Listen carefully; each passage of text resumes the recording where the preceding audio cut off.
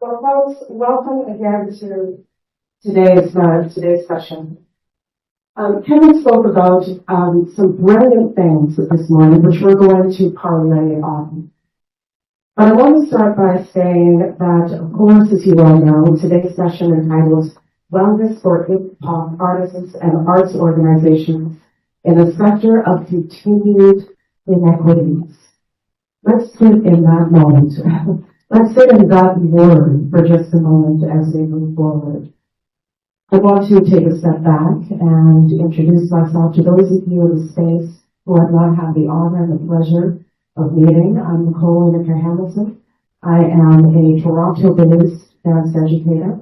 I'm also a clinical counselor. I've been a clinical counselor for probably about 25 years, working with individuals who are survivors of abuse, working with individuals who have lived with many different realities, but in particular those who are survivors of abuse.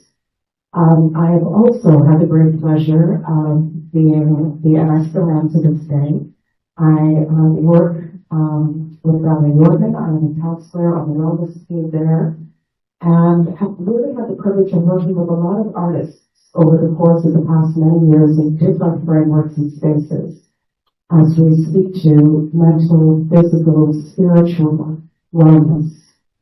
So today, I'm pleased to again be your moderator. Today's session welcomes a conversation which is going to explore shares and strategies that artists and arts organizations can consider when we are thinking about and realizing the importance of embedding care within the arts. Now, this panel will address themes and intersections of care, including shares from our panelists regarding caregiver support, disability-centered practices, immigrant support, and more. And so, as we welcome you into the space, folks, we invite you to take care, because today's conversation may also address and bring up thoughts and considerations about trauma. And we want to ensure that as we hold space together today, that care and love, I'm just going to say it, that love is at the center of the space. And so if you require, desire, and support, please come to us, come to the panel, share that with us if you feel safe enough to do so. And I will be sure to provide the panelists with resources for today. So at this time, look at all of these faces. Well, I feel like an incredibly blessed woman because I have the wonderful opportunity to share space with all of you. I'm going to welcome today's panelists who are going to introduce themselves. And I will start with you. And each of you, let me be sharing this, my first thing. Let's see. We can begin. We can share. Thank you. Welcome. Thank you, Nicole. Hello everyone, good morning. I'm so honored and I feel so safe and loved to be in this place. I can see in your face, I'm really happy. I'm Ragamalika Mohanraj. You can call me Raga. I'm an IT engineer, a team lead in an IT firm. And my passion, my life, my dream, everything is dance. I'm a Bharatanatyam and a BC dancer based out of Toronto. And I've been here for the past 6 years. I'm a first generation artist and immigrant, and I'm a supporter of women in arts who have kids, who have a job, and any newcomers, feel free to come to me. I can share my experience as a newcomer immigrant artist to Canada, and that's me. Thank you so much for having me here today. Really excited to be here. Thank you. Such a pleasure to have you here. Thank you, Emma. Welcome. Hello, everyone. And thank you so much for inviting me. I'm Pannu. I am the communications and EIA specialist at the CERC, the Canada Excellence Research Chair in Health, Equity, and Community Wellbeing at Metropolitan University. We are a Tri-Council funded research program that centers this critical disability in providing health and wellness for local, international, and national communities, also integrate accessibility-centered practices, illness the systems that we practice within healthcare. I'm also doing a PhD in social justice education. My primary research topic is about identity creation of racialized and interracial immigrants, diasporas, the children of immigrants, and how they understand their cross-cultural identity in multicultural and multinational countries. I was an artist. Maybe I will be an artist again. I coined that line. I did go to theater school, and a lot of my artistic understanding is from theater practices. And I'm looking forward to this conversation. Welcome, Jeffrey. Thank you. Meryl. Thank you, Nicole. Thank you, Kevin. Thank you, Department, for having me. It's such a wonderful space to meet. My name is Meryl Ochoa. I come here as part of the balancing act team with Susie. But I'm also a theater maker. I went to theater school at Tarndeep. Such an honor. Many years ago. I'm one half of theater collective called Several Flickers, and very much involved in community events organizing in my Canadian hometown, Stratford, Ontario. So I come from a state of having just moved to the city, Toronto, to pursue the arts. But I've also gained a lot of my individual experience having moved here in 2012 with my family, 2014. I went to theater school and then learning and unlearning a lot of things. I'll end there. Welcome, Meryl. Thank you. Hey everyone, I'm Susie Burpee, and I'm Also really thrilled to see you here. There's been already so many conversations that have been care centered since we walked in the door of this beautiful space. So excited to continue the conversation. my pronouns are she, her, and I'm been here in Toronto for many years as a dance artist. I'm originally from Manitoba, Treaty 1, and a second generation settler or Western European sense. I'm a mother and a caregiver to my parents, and also a caregiver to a senior artist mentor of a group of other artists. There's 6 of us. He calls us the ring here. And we care for him, as Kevin mentioned earlier, because senior artists give a lot.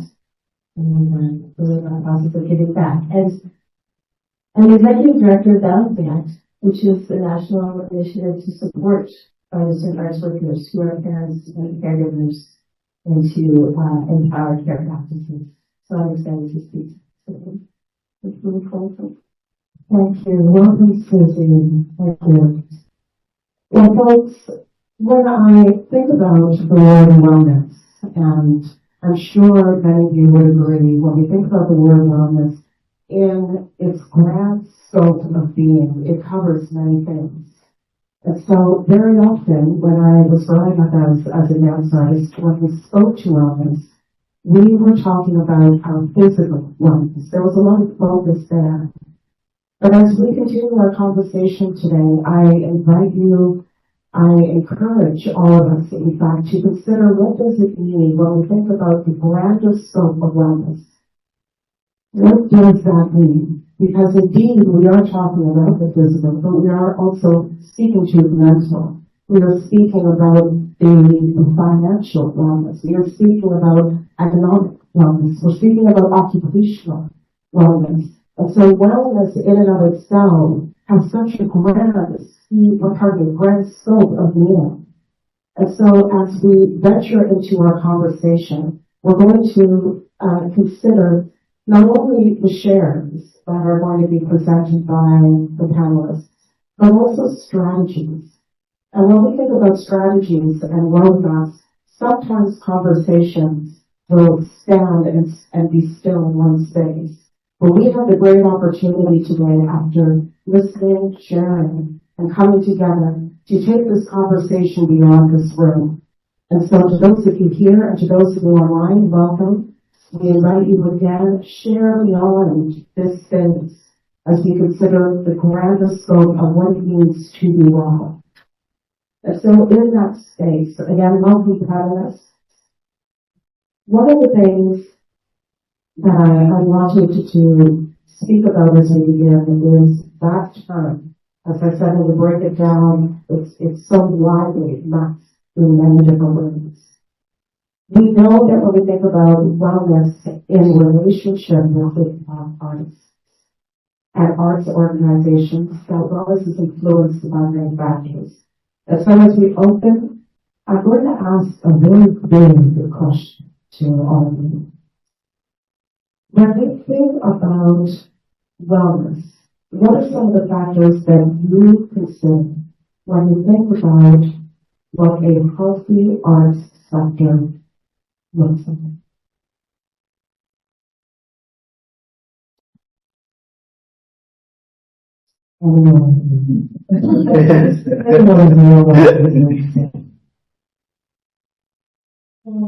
I just say everyone, it's hard, and it should be shared, and there should be no weightage on any particular individual, like somebody is higher and somebody is lower.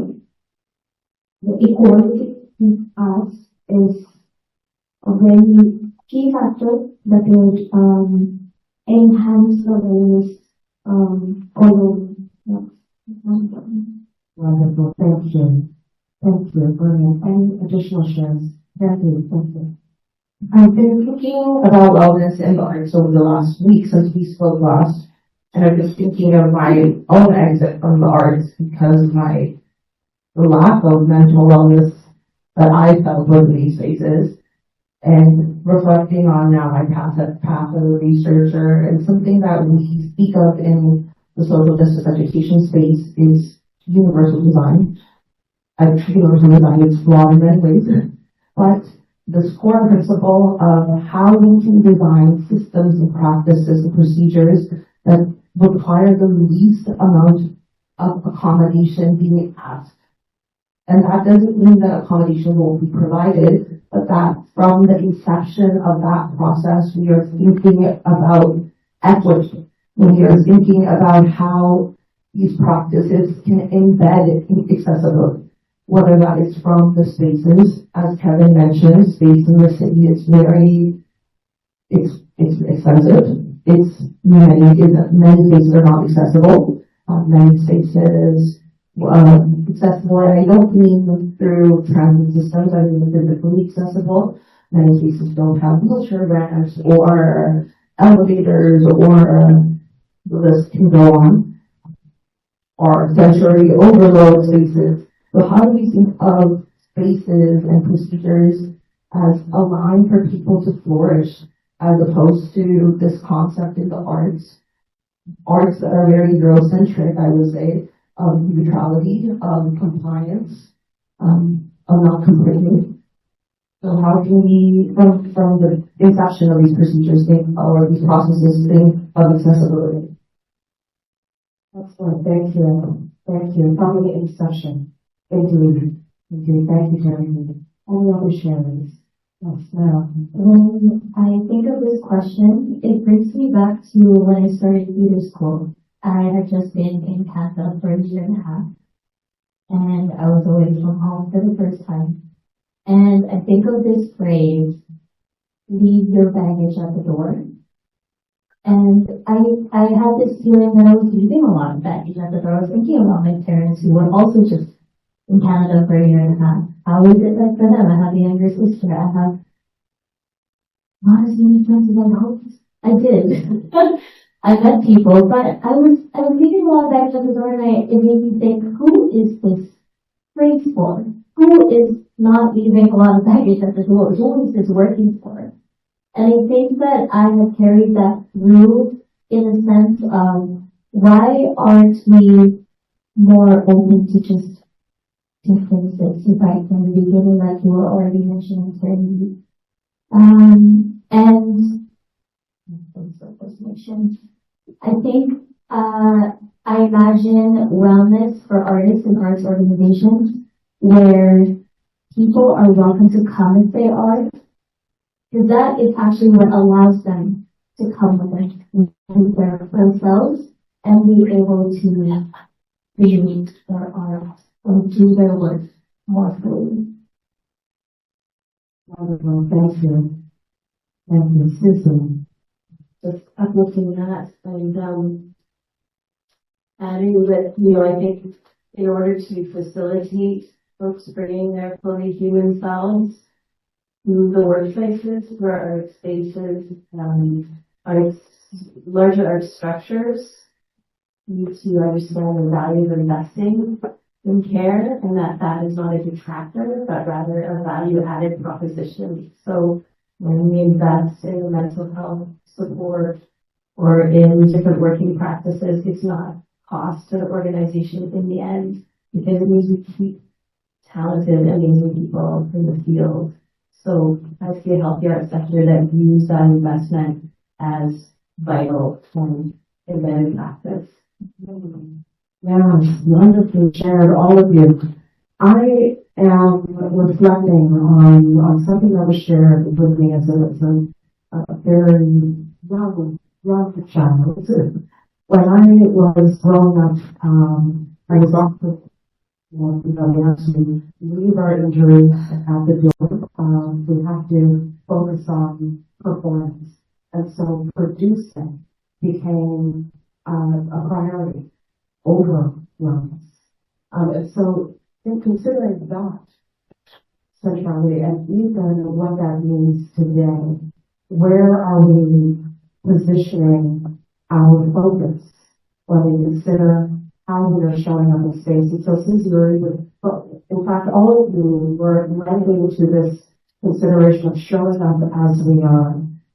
That is not often easy to do in a sector that, in a lot of cases, presents many inequities. And it's not always easy to do when the focus is on producing and getting work out there.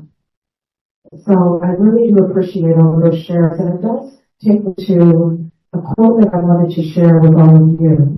This is from the Wellesley Institute.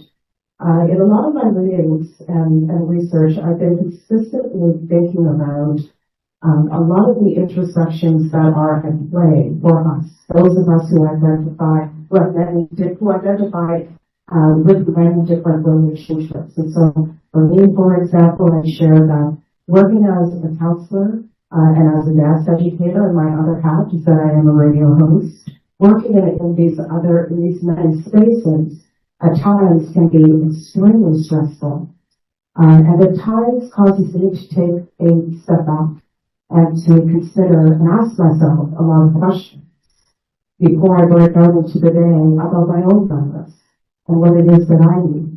And so sitting in that space of inquisition about that is extremely important. And so I want to share this with you. This again is from the Wellesley Institute in Toronto.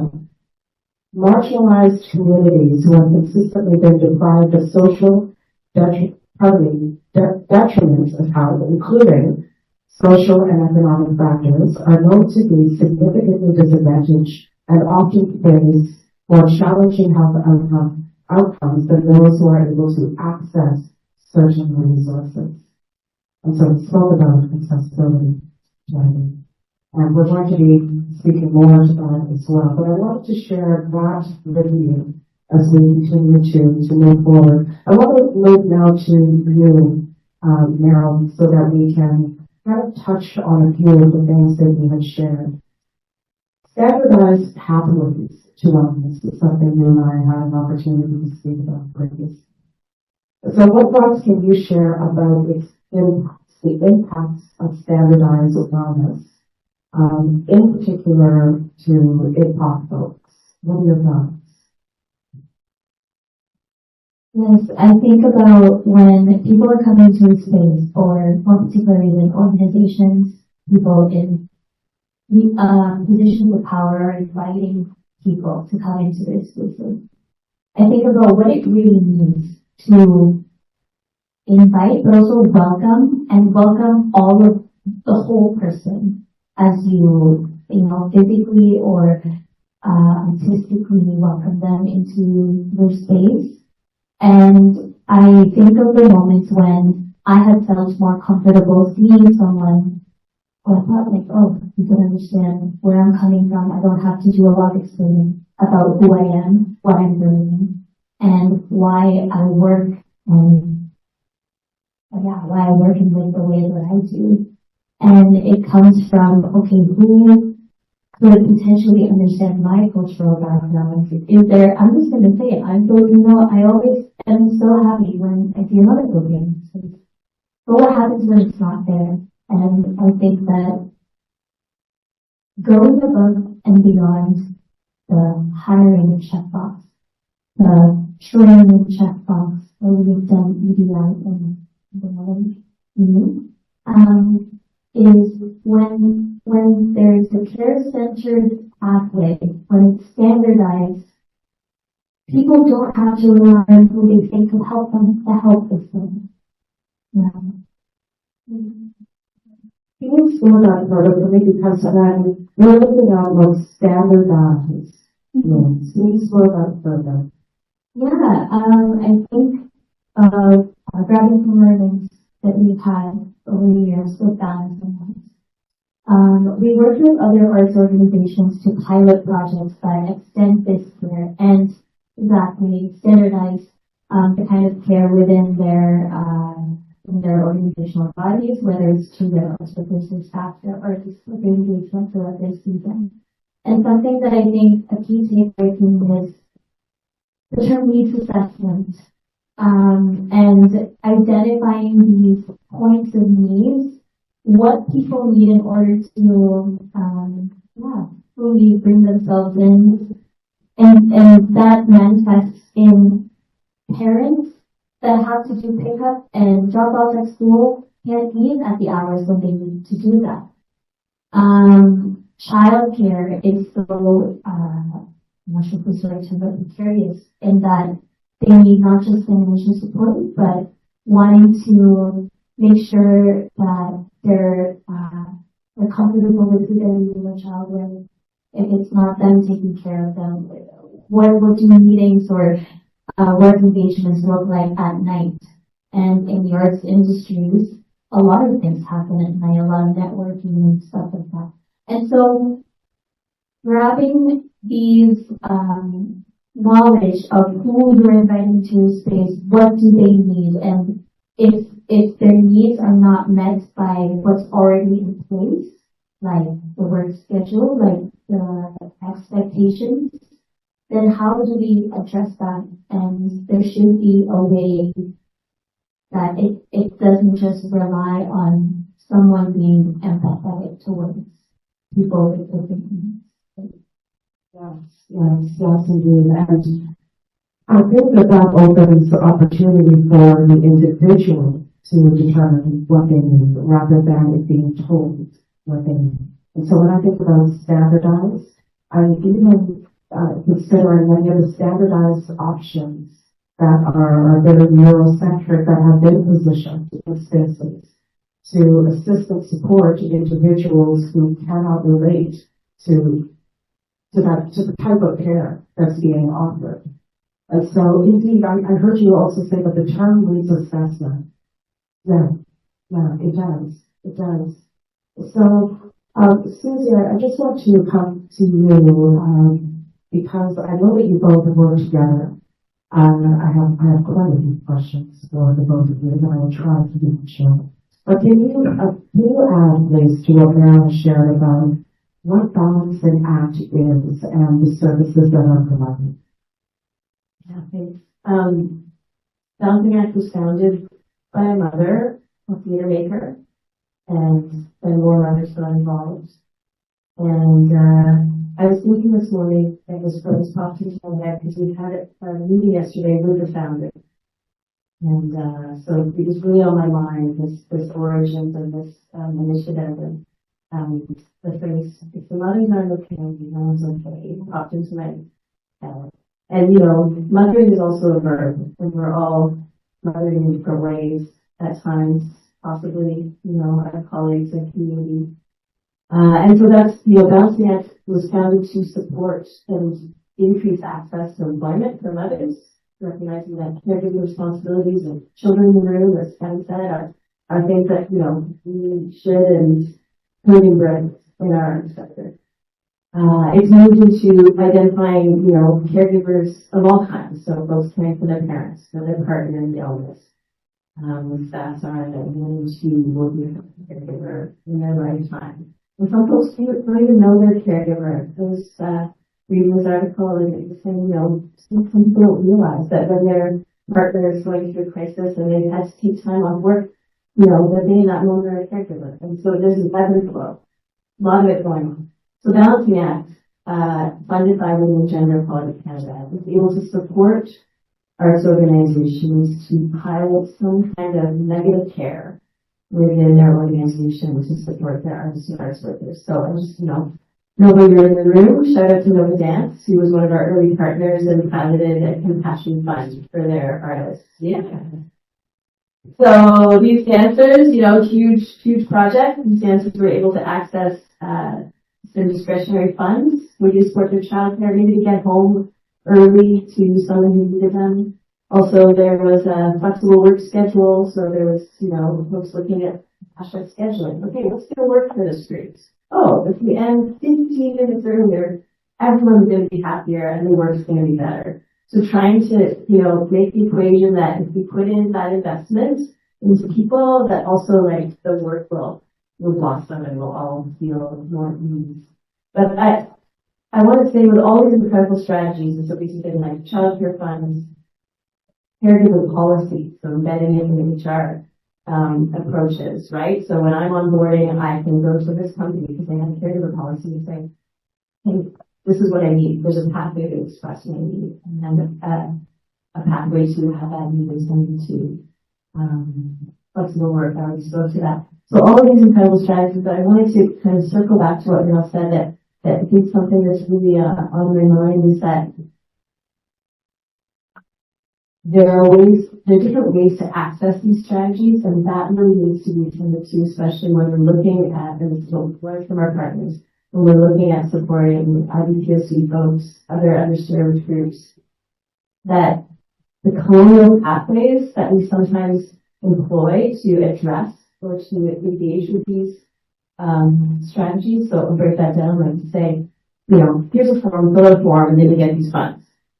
Forms don't work for everybody. We've heard from our partners that for some folks, it's a very painful process. And so I think that along with these care strategies, it's developing, you're speaking to this too, Tarndeep, it's like developing ways, multiple entry points, so that folks will be like, actually, you know what, I can give a call to access this one, or I can do a video application instead of filling out a form. So that's something that's really on my mind right now with all this amazing work that is happening. Wonderful, thank you. Meryl, in our last discussion, you have mentioned about one size doesn't fit all. That happens a lot in classrooms, be it dance or music. A 20-year-old cannot be compared with a mother who's just given birth and cannot be expected to dance the same way she used to do before. I personally have faced that. I might not be doing things the same way. My body has changed. I have injuries recently in front. I'm mentally healing. So that space which is not inclusive, that has to change. The teachers also have to acknowledge that all the students may not be able to give the same way all the time. Thank you. Thank you for that. Oh, I'm thinking about the entry points and what all of you have shared. The many different ways that we show up in space and our very diverse, beautiful lived experiences, and the fact that we all are requiring support in different ways. And so those entry points that you refer to, thank you for bringing up the forums. Because I recognize that in clinical practice, what very often will happen is that there are many individuals who say, filling out a form, for example, this does not work, or maybe a phone call does not work, or maybe I prefer email, or I prefer to connect through messaging. And so recognizing that lived experiences and potential past trauma may also inform how it is that we engage with one another. And also to your point about our bodies growing, living, changing, and needing different things in different seasons.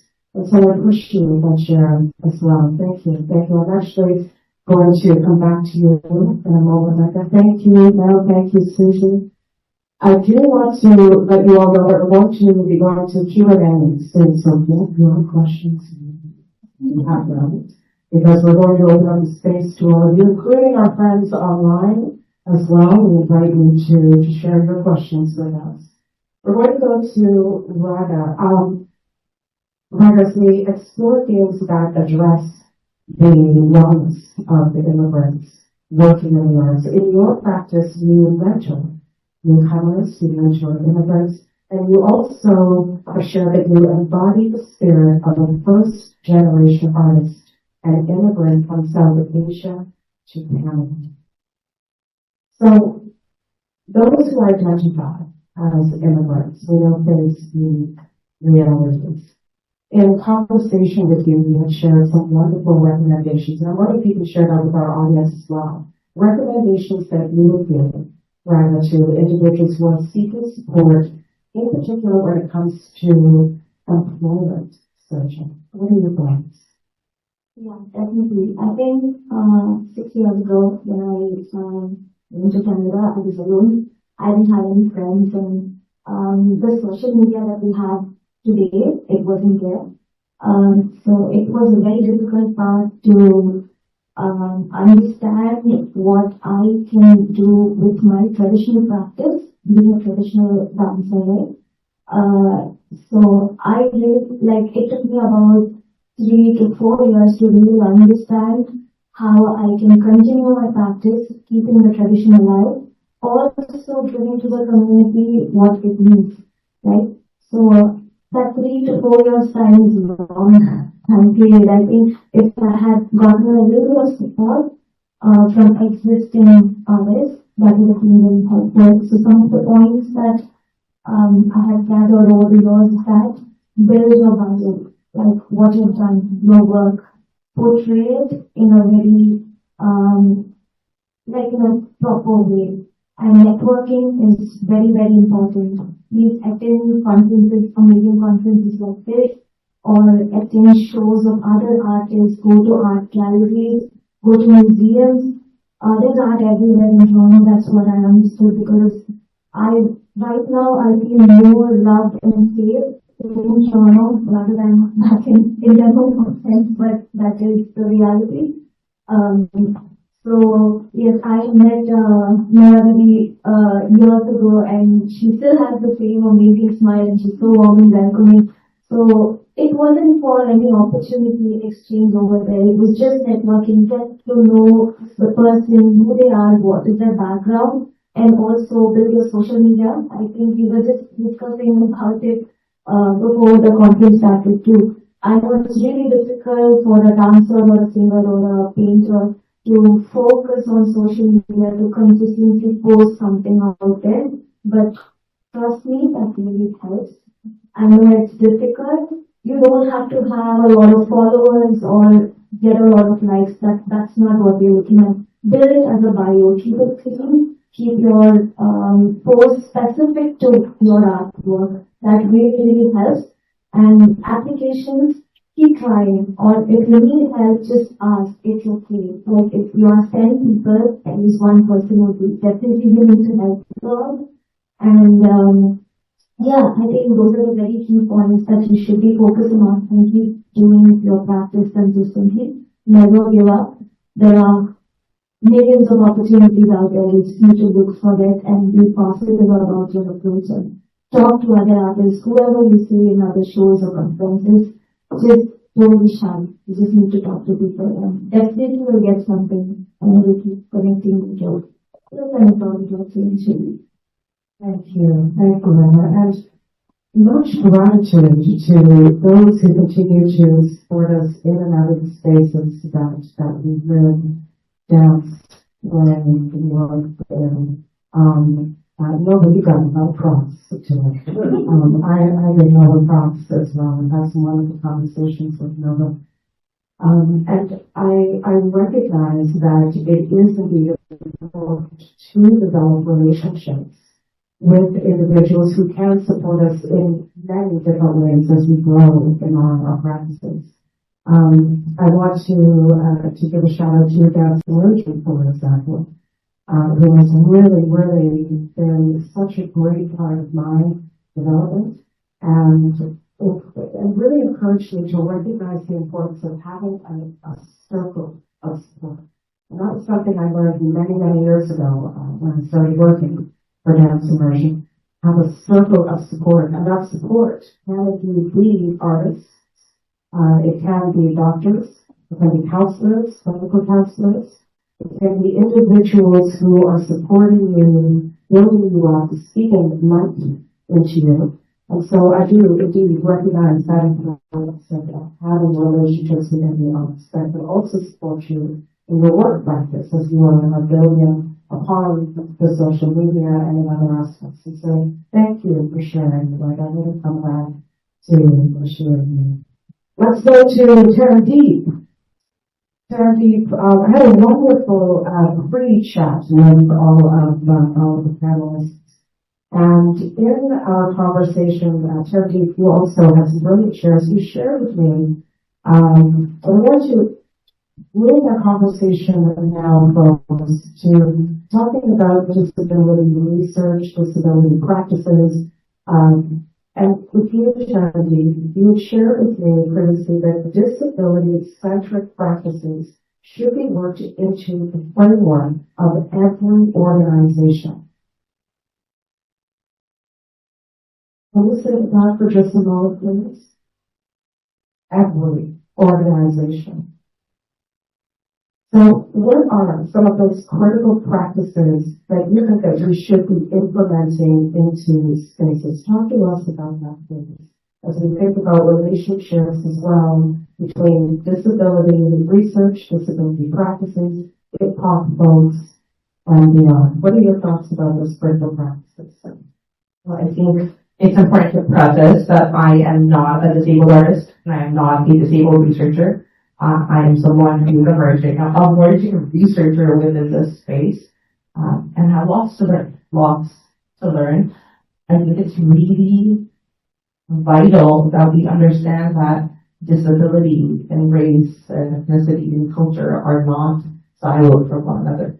Oftentimes, when we are marginalized in many spaces for many reasons.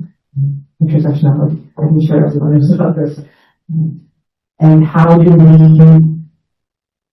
we amplify and encourage our systems to work with us? Or how do we abolish these systems that don't work for us? And often that onus or that responsibility shouldn't just be on the community that faces that marginalization. Disabled artists or disabled practitioners should not be the only ones who are asking for accessibility. Those of us who are leaders in rooms or have voices in rooms or researchers in rooms should be the ones to start this conversation to create. I think in art spaces we always speak to what is a safe space or that this is a safe space. Who is this a safe space for? Can you truly make this a safe space for everyone in these communities? No, that is not possible. But how can we start the conversation, or what are actions that can actually make safety possible? I think specifically theater colleagues in theater practices who have 4-week rehearsal periods and then they turn around the show. Is that possible for someone who comes in with a cognitive disability who needs to understand the sensory aspects of the rehearsal hall or the stage? Is it possible for a blind artist who might need more time with the text? I can't speak to that. I am not an artist who practices like that, but can we change those rehearsal processes so that there is flexibility in timing and accessibility and understanding and performing the material? can we also make sure that that entire responsibility is not on one leader, is not on one director or one producer? How do we ensure that art practitioners and arts administrators also have the skill set for equity and accessibility? Not, I know, again, in many rehearsal spaces, especially the unionized, one person is asked to be the representative for the equity officer. Is that a responsibility that can be given to anyone, or is that a skill set that we need to build? I think these are practices that we need to be thought through, and we need to, and the excuse can't be that we don't have time, we don't have space, we don't have money. We never know that. That's never going to happen. Well, never is very bold to say, but that can't be an excuse. How can these systems need to be reworked? They need to be reworked with community-centric practices in mind. I think about what you folks have been saying about caregiver initiatives and how caregivers have different forms. Why can't that just be a given in these instances? Why do caregivers need to identify that they're caregivers? I, as a person in my early 20s, am not a parent, but I'm a caregiver to other adults in my life. Oftentimes I don't want to indicate that in the workplace because of what the perception is for that. But I still need the flexibility. Maybe I don't need an idea to pick up for my children, but I might need time off or a 2 p.m. appointment to take my mother to a doctor. So how can we embed these practices into the systems that we work within? Thank you. Thank you. I see a lot of nods from the panel and shares with regards to thank you to Tarndeep's offer. Okay. I just want to share quickly that I'm hearing that disability is tied to ability, tied to needs. And it's not just about everyone from a cultural group has the same needs now. And not just with groups, but within the individual as they grow into their years, how do their needs change? And it's really just making it accessible to all in different ways that they need to access care and the support, but recognizing that within these are nuanced differences and being able to acknowledge that, and not just because it worked for one person, it will work for the next exact same. Absolutely, absolutely. I'm recognizing invisible disabilities that many of us may not share in spaces as well, and not feel safe enough to share. So thank you. Thank you. Yeah, it's kind of back to the invisible disability as well. So, in programs or forms, we have a column for disability. So, I've never understood whether I'm part of it because I feel there should be no comparison between the disabilities. My disability is mine. So, validating that is really important. Instead of comparing, okay, she has the same thing, she can bounce back and she don't complain about your disability, right? So validating someone's, if someone says that they're not able to do things a certain way because of an invisible disability is really important in the acceptance. Thank you. Thank you, Meryl. Again, we're going to be coming to all of you momentarily for your questions. But before we do, panelists are going to begin to bring us to a gentle close with a question that is indeed a big one. As we look at societal frameworks, which are embedded, and we spoke about this, colonial practices, patriarchal practices. Let's talk about strategies. Let's talk about road mapping. So can each of you share, as we consider the dismantling of established barriers, and as we consider positioning ourselves to ensure that frameworks are working for us, what are some strategies that each of you would share as we begin to position ourselves to move to our office, and strategies that come to mind?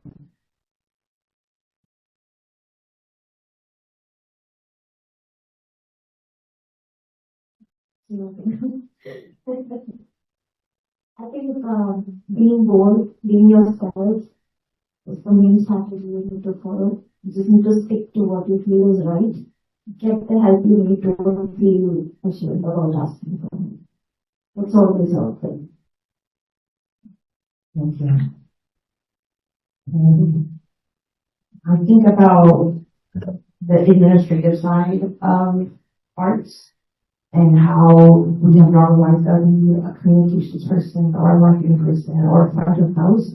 We also need accessibility specialists in these spaces who can make sure that a closed captioner is hired for a Zoom rehearsal, or can make sure that the script is also printed in Braille, and make sure that a room is that when we step into rehearsal spaces and someone has a sensory disability, that everyone is informed that these spaces aren't rigid, that people will talk out of turn and people will make different noises and folks might need to leave the room, and that is not insulting to the practice, but that is someone taking care of themselves. I think this specialist having access to vendors, ASL interpreters, to ramp services, to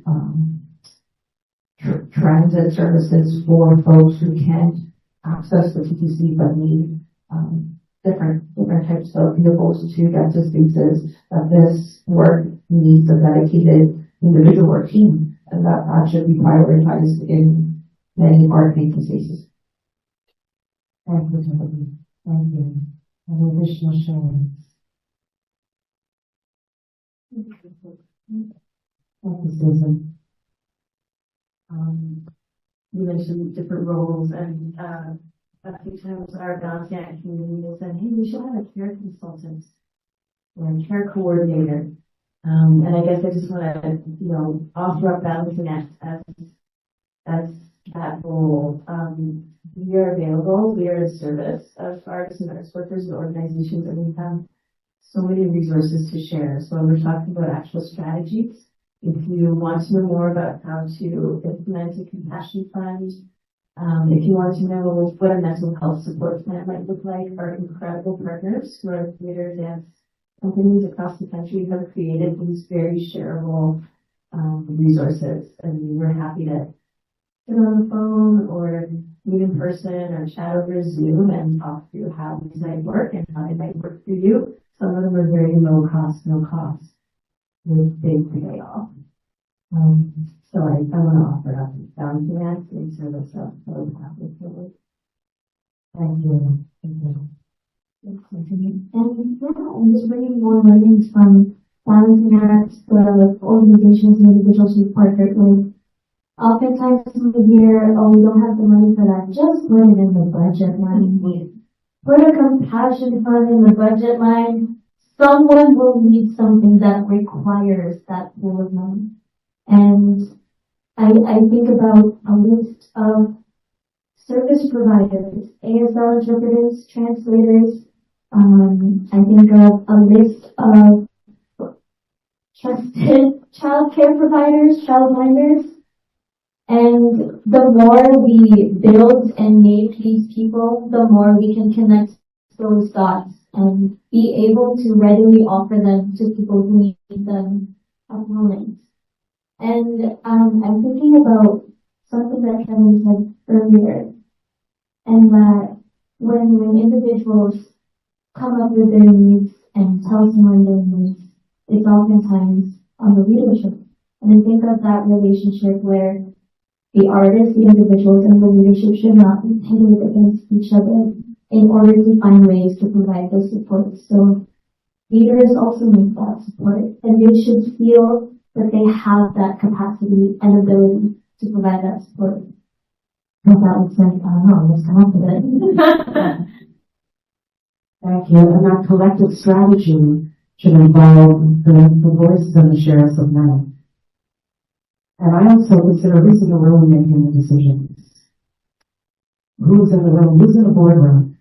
Who's at the top that's making these decisions? At the top, making these decisions. And so considering as we are looking at strategics, and we are looking at the pathways forward.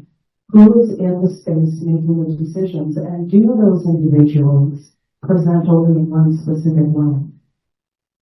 And so that, I think, is also something that we need to consider as we are engaging. What does strategy look like, and what does that pathway forward? What does it envision? So I thank each of you. Thank you. Shall we go to our audience now? Yes? Okay, audience. I want to invite you into space again. Thank you so much for being here with us and needing to stretch, wiggle, do what you need to do to ensure that you're feeling good. Audience, do you have any questions for us? We're going to begin with those who are in person, and then we'll move to our friends who are online. Any questions? Yes. Thank you. The question in draft, though. I'm just wondering, ripping off things you've all shared, and this idea of care and well-being in the arts.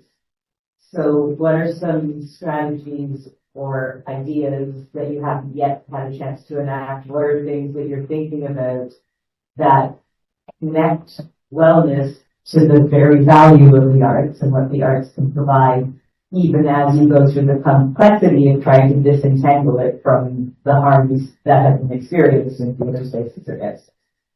Did that question even make sense? Thank you. Thank you for the question. Any thoughts, Meryl? I agree. So, getting into the teacher's perspective, whether you're dance teacher, music teacher, whatever arts you are in.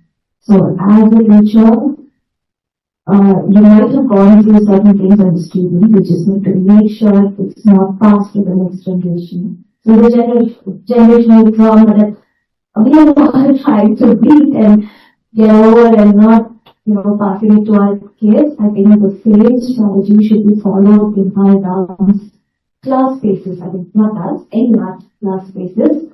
So understanding what kind of a background each of the students are, or what kind of a package they are coming in with, and touching on most points here. Nobody has to leave their baggage entirely at the door. If they're bringing it in, if you are not in a mental space to take it all, but be kind over there and don't judgment, because that's really important. Thank you. Thank you. Carlos, any additional shares to the question? I just want to pass on that and say, Balancing is really interested in, like educational spaces, post-secondary spaces, training and mentorship programs. How can we support those teachers to be in a culture of care that also helps us learn that we can bring our baggage upward to itself. So I just want to think that. I think it's also so one of the streams that we work within the Starting House and the News from the World is the social and structural determinants of health. It is a key factor that when the access to the arts is removed, that goes to health declines. It is proven, it is factual, it is scientific. I think that is important to remember these spaces where this creation happens, where the education happens, that you folks, that practitioners are doing bundle work. This work not only needs to care about the well-being of the practitioners in the room, but is offering well-being to the audiences that come to see. And if that conversation or that dialogue is happened or is promoted publicly within spaces where students, teachers, practitioners, art actors, artists, dancers, whoever it is, can strategize within that room of what's needed, that can be the roadmap forward. That the strategy often needs to change with every room that you practice in, and to keep space and just like if you do table work for scripts, that there needs to be table work for strategies of accessibility and inclusion, and that might be a 2-day pre-workshop I don't know, but that these conversations aren't just conversations that happen by the water cooler or before we enter the rehearsal space, but that they're embedded into the practice, that they're important, and that they're written down so that we can be held accountable for them. Absolutely. Thank you. Thank you, all of you.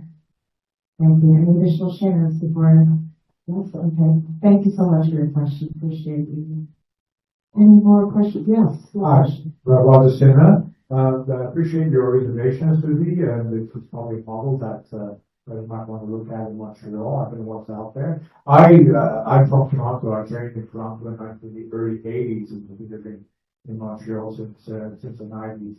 And I just remember I was at an institute, dance institute, and I going through a mental health crisis.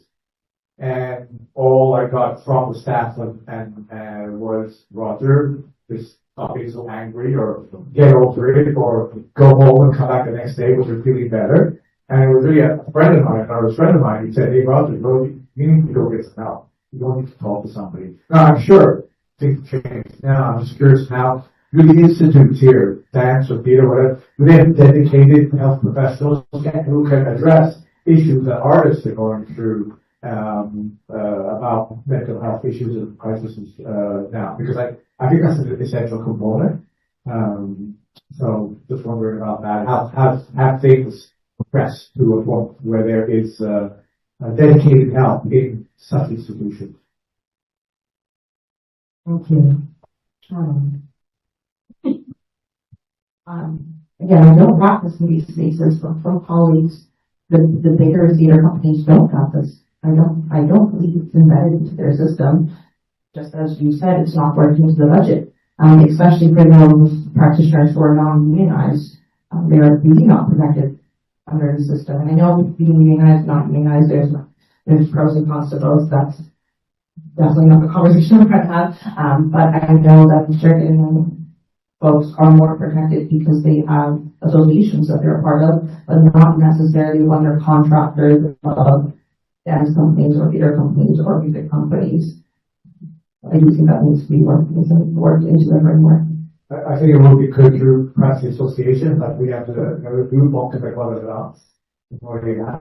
Because, therapists will want to an hour, And yes, you can get free help because it's NSC. Takes weeks to get an appointment, but do these people know the arts, or do they know really kind of issues that artists and BIPOC artists are facing? So, it's something that I think could be addressed. I would imagine, a theater company would have a dedicated person, but perhaps an association would be good that they could go and they could get some mental health, especially when in our milieu people often are going through severe crises and they don't know how to address them. And I think that resource would be available. I think maybe it's going to be associations. I would imagine myself, if you used to do like the National Ballet School would have people that would be able to go to address issues like that. But I'm just wondering if things have shifted in that. Just like I said, back in the day, I didn't get much support and much help. And I feel much better now. Thank you. Thank you. I do want to share that I have seen some movement. Personally, I've seen some movement with many organizations. National Ballet of Canada, National Ballet School, Ballet Yorkman, and there are many more that I can mention that I have seen much movement with ensuring that there are individuals that are positioned to support the artists in the space.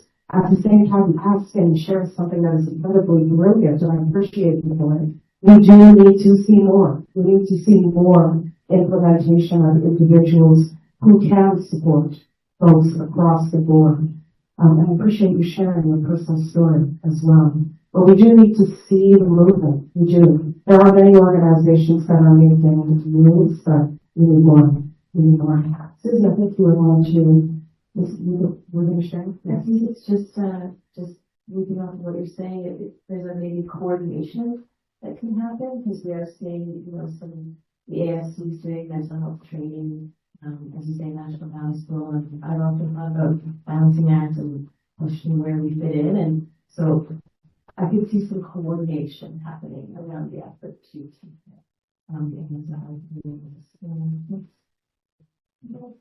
What about individual teachers? Like, we're seeing it in a higher level, but there are individual teachers who just rent spaces and they do their classes, right? I was once asked to leave a Zoom class because my child is sitting next to me and their eyes hurt. They didn't want anybody in the background except for the dancer. Even though I had paid them for it, I had to leave the class. So, I think that's really unfair, and the individual teachers who register them as practitioners or educators should also be aware of such things, and maybe they should be offers for them to complete. Yeah. Thank you, Paul. Thank you. Thank you, Paul. We are going to be going back to our audience for a question or a few questions. I also wanted to mention Helping Us Canada. Who is also, that organization is also a really great organization that does provide support to educators who are seeking to bring information back into their data space. So Helping Us Canada, and many organizations are having great conversations surrounding this topic, including as mentioned, as I mentioned. Yes, Helping Us Canada. Folks, you can visit that website as well. I saw a question. Yeah, it's your question. Go ahead. I have many questions, many wonderings, many comments. I'm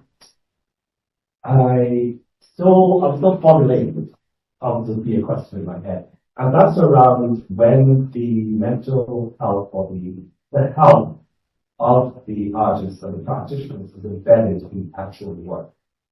So when artists are being pushed in a particular direction in order to develop a work, what are the ideas around supporting the artist, but also supporting the work?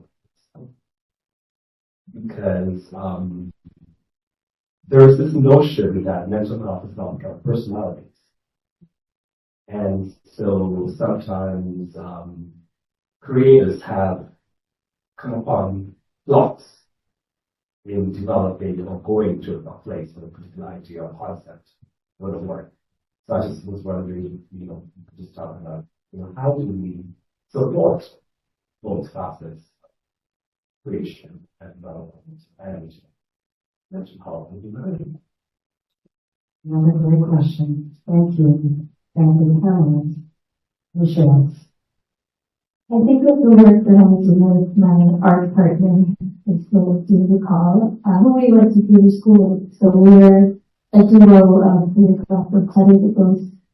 And I'll start with saying we went to theater school both hoping to be actors, but ended up in the creating your own work pathway because we didn't see ourselves reflected in the work that we saw, the work that we read, and ultimately the system.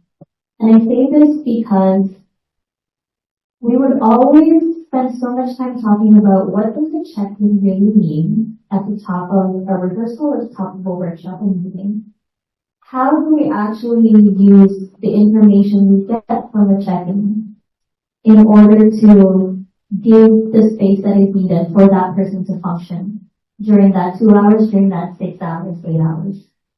And I'm not saying that we have figured it out, but it's the space of what is your 100% today versus what was the expectation that we wanted to achieve for ourselves, and how do we give that grace to each other? And I understand that dynamic of with each other we're equals.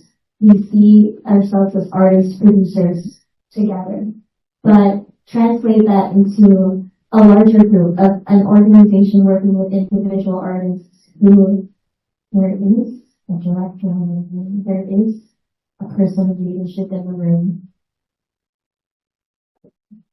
And I feel like I feel back the question, but yeah, how do we allow that, give the space for that to happen as well in other scenarios, in other environments? I'm reflecting on your question, and this is also a working answer, or a working thought, that when we I also think in the Toronto space right now, there are many shows about Black and brown pain.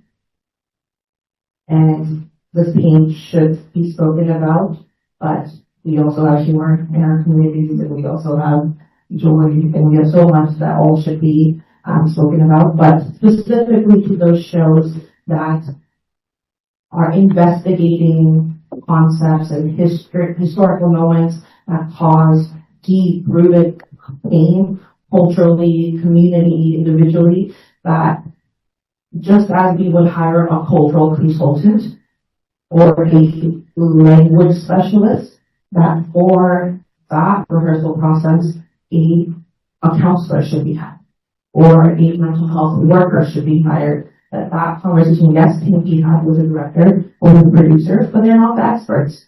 They don't have strategies. They are also folks who probably need those services within that space. And yes, you can check in the morning, and those are very important techniques that we do use. But how do you let the work not seep into your everyday? How do you psychologically let the work lead the work? And those are questions that are very important to tackle.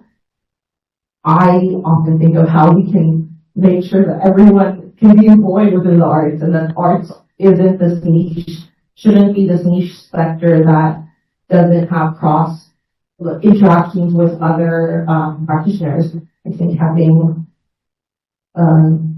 clinicians and therapists who are trained specifically to work with artists is really important. And I know that you work in that space, so I'm sure you have resources for that. But how do we employ these folks just as we would employ an actor again for a musician within the space? Thank you for that, Tarndeep. Yes, I have had the pleasure of working in quite a few different musicals, and with artists as well who are creating works that really address and speak to trauma, and address and speak to lived experiences that touch on different points of pain, and being there in the room while they are creating has been important to ensure that there is that person who is there going to be able to run to, should they need support, to speak to, should they need support. And so indeed, the clinician who is in the space, yes, absolutely. Thank you so much, all of you. And I've been given the notification that I have a couple more minutes. And I do want to say this, that, yes, I have a couple more minutes, that resources will be provided to anyone who is desiring them. Resources, I know many of you, thank you so much for offering up your services as well, for individuals led by your organizations, and additional services as well. If you are seeking counseling support, if you are seeking other types of support, let us know. Please let someone at panel know so we can get these services to you. I want you to ensure, I'm going to come to you in a moment, thank you as well, that we're also welcoming our Zoom friends in case you have any questions. Do we have any? You don't? How is it good? Thank you. So we're going to take one more question in the room. Thank you. Your question. So much pressure in the last. I was just going to ask a question in regards to like the, for lack of a better term, like the gatekeeper, or the person in the position of making the decision that can kind of set some of these things in motion. But I think jumping off of what was just asked, like considering this, the balance of the people involved, both from the artists and the people, the administrators, the sort of leaders, and then the work, each which has their own requirements and goals. I was wondering if you could all speak a bit to the balance between care and responsibility, in the sense of what's our kind of position, whatever point we find ourselves in that change. And I think some of these things on a day-to-day level require a lot of change that's constantly changing because it's necessarily so individualized, and dismantling of really deeply rooted structures and opinions. And for some folks, sacrifice, which, though it may be for the greater good, is still a sacrifice that makes it difficult and can bring up a lot of fear. And that fear can make some of these things very, in my experience, very difficult to implement or even bring up in the first place. So I'm curious to hear about any experience or understanding around how do we care for those in hesitation and in fear of kind of what's on the other side for them of that change, no matter our opinion on it, in trying to work together and in relationships to make these things happen. How do we kind of tackle some of the fear of the other side of this conversation? Thank you. Wonderful questions from the audience today. Yes, thank you for your question. Yes.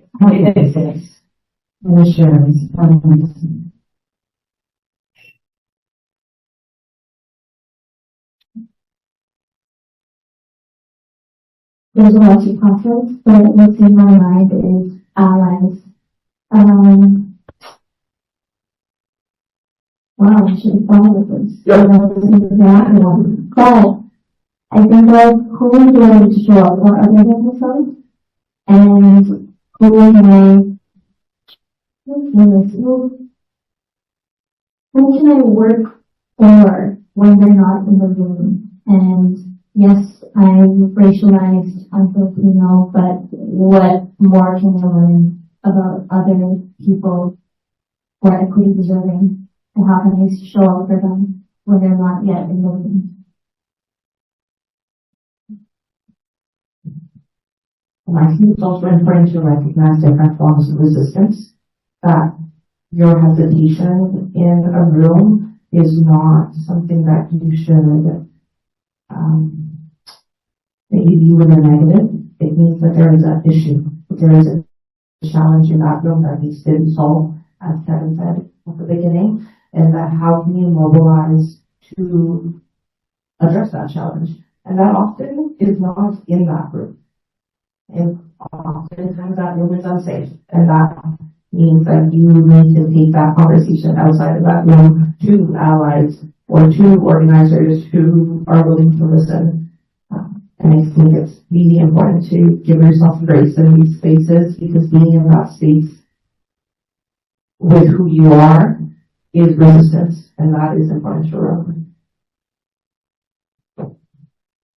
Also, adding to Pannu, like you mentioned, leaving the room where you're not welcome is really important. Leaving that table is very, very important for mental health. I've been there. It has silenced me, it has suppressed me, and there was a phase where I could not create anything, where I couldn't present anything. I was just suffering silently. And then it's a very difficult step to leave the room also. I'm not saying it's easy. You can't just get up and go, because you've invested so much of your time, your energy, your potential all into that particular space. It's not that easy to just walk out of it, but when you know it's negatively impacting you, your mental health, that's what is going to impact your practice. At the end of the day, it's your practice. So you have to just take your time for it. Thank you so much for your question. Thank you. And thank you all for your questions. Can we take a moment, please, to give some more love for the babies that you live.